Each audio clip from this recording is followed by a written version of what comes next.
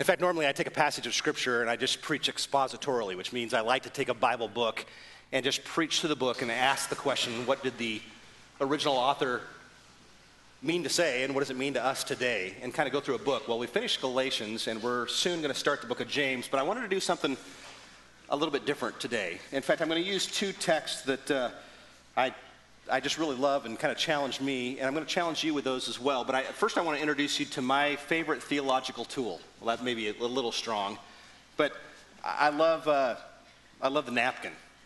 And I want to teach you today to defend your faith using a napkin. And the reason why I think this is so important is because sometimes you'll walk into a situation where a person is not yet a believer and you carry the Bible, and it can be a little bit intimidating.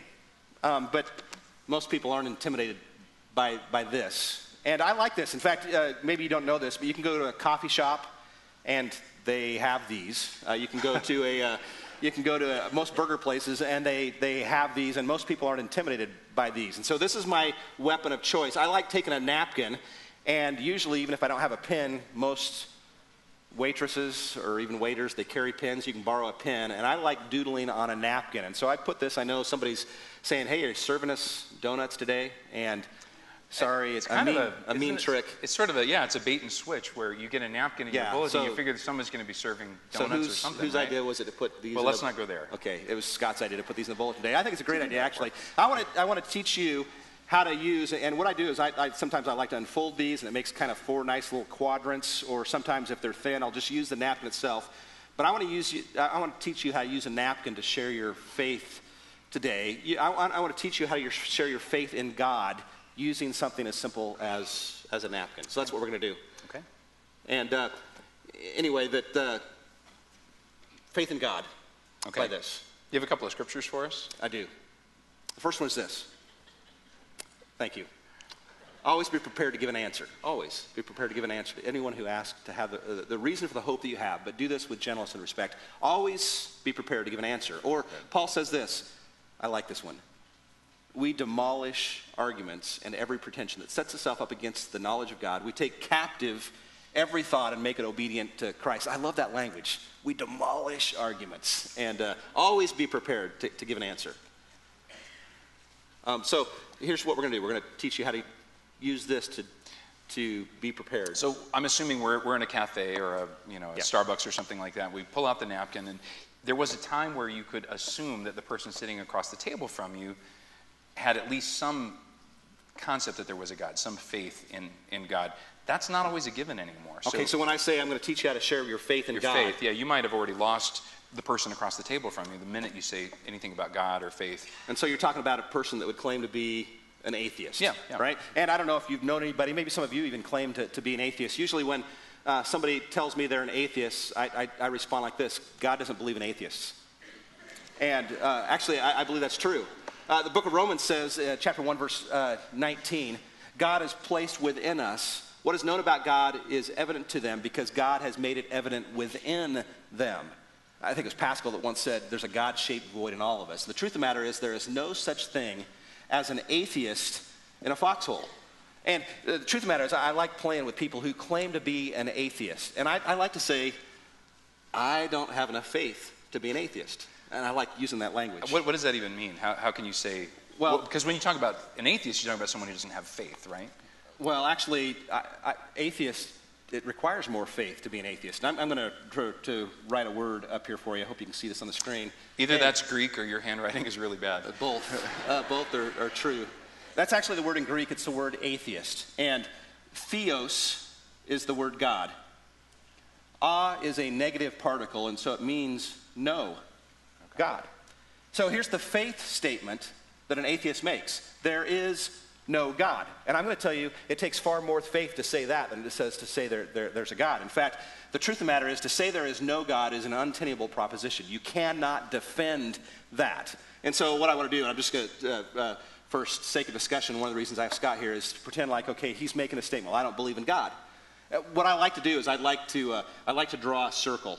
And this circle is going to represent knowledge, all knowledge, everything that has been known, that can be known, that will be known. That circle represents everything that's knowable now and later. And so let's let that circle represent all knowledge. Okay, so, oh, wise one, Scott, you say there's no God. What I would like to do, if that represents all knowledge, I'd like to take this and I'd like you to say, how much of all knowledge do you know?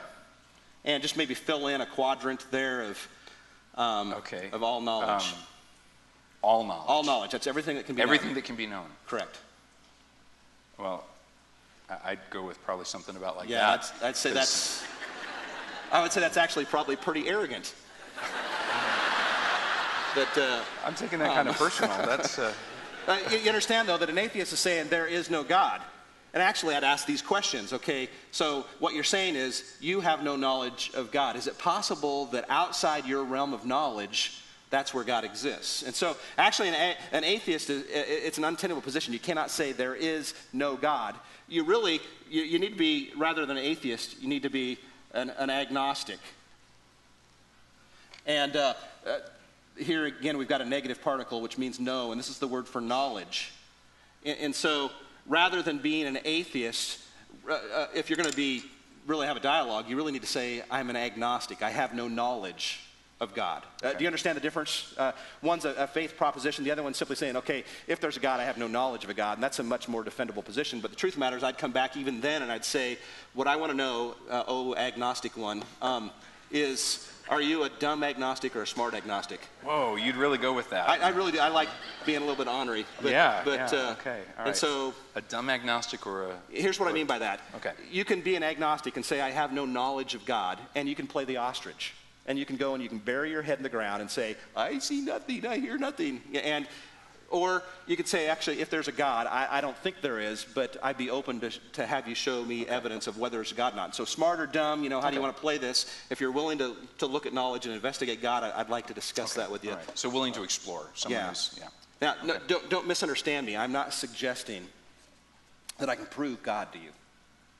But I am suggesting that really it's not irrational to believe in God. In fact, I'm actually suggesting it's more rational to believe in God than it is not to believe in God. It takes more faith to be an atheist than it does to be a Christian. And let me just give you three points just to kind of clarify that. It's going to be highly technical here. I'm dealing with Scott. So here's my technical language. Stuff exists. And most people would agree with that, right? Stuff exists. And if you're looking at stuff and stuff existing, you really only have two options. The first option is stuff has always existed, and therefore it's uncaused.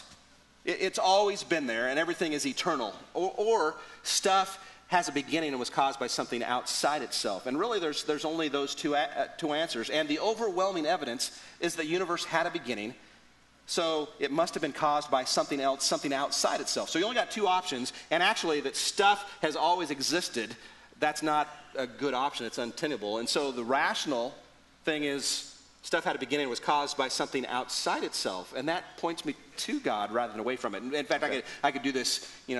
My math genius comes out here in terms of if you have nothing, and you times it by, let's say we have nothing and times it by 100 years. What do you have? 0 times. Math's not my strong point, but I think it's 0. Okay, 1,000, a million, a billion. 0.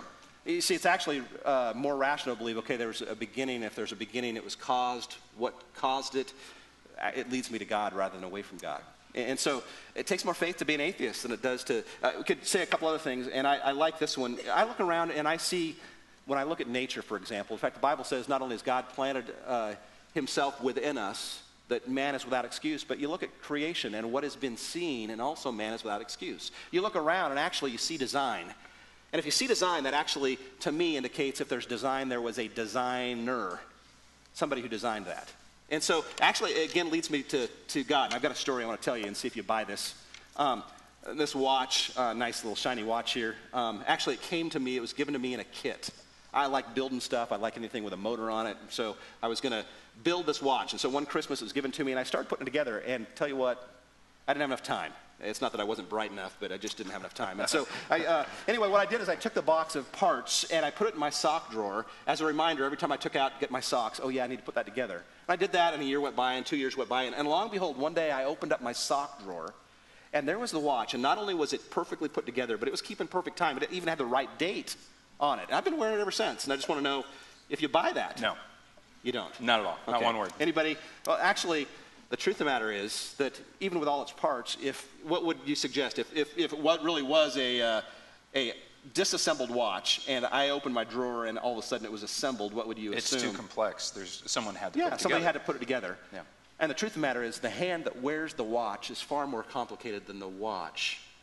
And so you look around and you see, okay, there's creation and design. There must be a designer. And I actually think that leads you to a God rather than away from God. There's a third thing I'd talk about, and this one, again, highly complicated. You know, the whole theme of this, napkin, we'll get there in a second. This is a mousetrap, and I want to set this and stick your finger out here. No, not really. What did I sign up for today? This is called irreducible complexity. And here's what I mean by that. In nature, are there things that are irreducibly complex? Now, this isn't in nature. This is a man-made thing. But you take the mousetrap, for example. I want to hand that to you. Okay. And look at that. You're familiar with the mousetrap. Irreducible complexity says, are there things in nature that they can't just have evolved by one thing and another thing, another thing? Is there anything that can't be made any less complex? For example, the mousetrap, it only has a few parts, maybe 6 or 7 parts on there. Right. You've got the base, you've got the spring, this is called the hammer. It is? Good. It's called the hammer. We didn't know that last service, so that's great. And what part of the mousetrap can you take away and still have a working mousetrap? Can you take the base away? Can you take the hammer away? What part? You need it all. You need all of that to be a working mousetrap. And so if in nature you say, okay, there's a mousetrap, and we're going to show that by a series of steps, actually the mousetrap is irreducibly complex. You can't just, all of those things have to come together at the exact same time, or it doesn't mean anything. And actually, Darwin said if the theory of evolution can be shown, if there's anything in nature that is not irreducibly complex, my whole theory falls apart.